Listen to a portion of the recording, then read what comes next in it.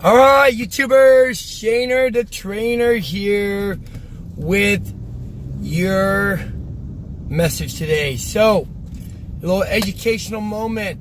Is soreness effective or is soreness good? Now, I do not take the credit for this knowledge. I learned from other people, and one source I learned from was from Athlete X, so I give him credit for this. But is soreness good? Is soreness effective? And let me tell you what, it is good to a certain extent. Now, a little disclaimer: in order for soreness to equal growth, if you're someone looking to gain size, to see the growth, there's other factors that have to play. So it's not just feeling sore for it to be effective, but sleeping well, resting enough, eating right, doing everything that you need to, then it can equal growth. Now, where does soreness come from? Why do we get sore? Now, I'm not the most educated person in the world, but I have my knowledge from college, bachelor's and associates and certification. I have all the credentials needed to being a trainer. So let me make it simple and short for you.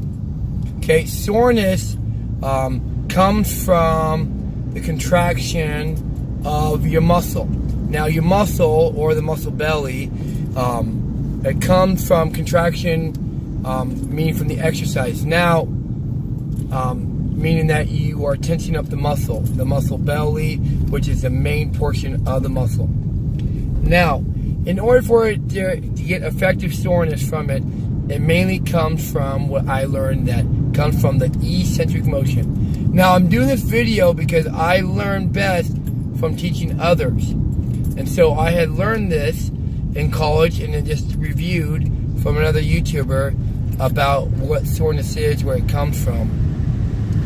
And soreness comes from proper eccentric motion. So, when you are, for example, doing a bicep curl, because we can relate that to most people, problem is, and I'm going to show you elevated, problem is, people, they will, when they're doing the bicep curl and they contract it in, they just let the dumbbell go. They don't control it.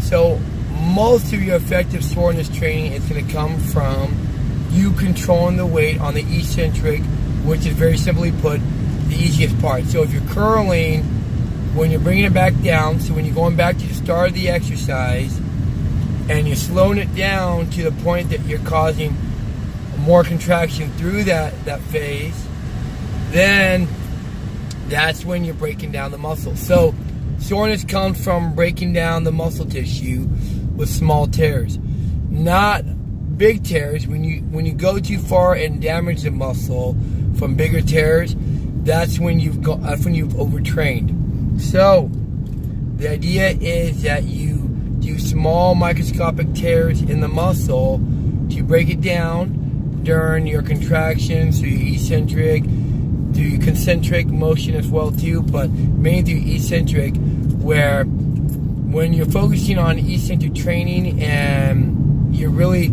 stressing the muscle even longer, because you're putting tension on the muscle when you're contracting. So imagine my hand as the muscle, okay? So as I'm closing in, creating all that tension, okay? So there's tension already there, but if you take longer and focus and stress more on the eccentric motion, then you're causing even more tension on there, you're causing even more breakdown, and then that's when you cause the tears. Now, you're not going to cause deeper tears if you're doing it right, if you're doing the exercise right, if you're not going too heavy, because you can't go too heavy and try to control the weight. That's why you see, like, bodybuilders, their growth, their soreness is that because they're doing lighter weight. Now, I'm not saying they're not weak, I'm not saying that at all, but I'm saying that they'll do lighter weight for their strength and focus on the movement. They're not caring about strength so much, they're caring about more about size, and the growth comes from, so they're slowing it down and focusing on the range of motion. They're not rushing through the exercise. So if you really want soreness, you strive for that. then you're going to focus more on the eccentric movement. It's basically the easier part of it, returning back. When you're performing the exercise, which is the concentric movement, that's the hardest part, obviously, because you have to go against gravity. So whether you're pulling or pushing, that's the concentric movement. Eccentric is when you are coming back to relax, but you're taking more time. That can cause the possibility of more soreness. So, simply put, if you're striving for that soreness, more focus on the eccentric. But just because you have soreness, that does not mean that you're going to get growth, because you have to do other things effectively with it. Eat right, sleep well, and exercise right.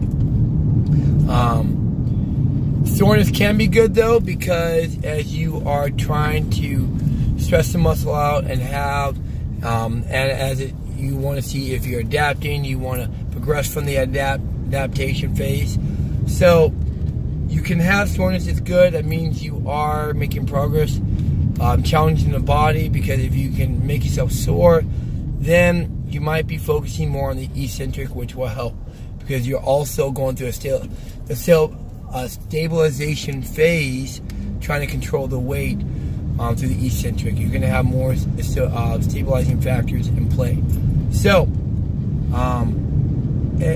if you really want effective training, then focus more on eccentric. It's going to help you to grow and can help you get stronger. That's my message for you today about soreness.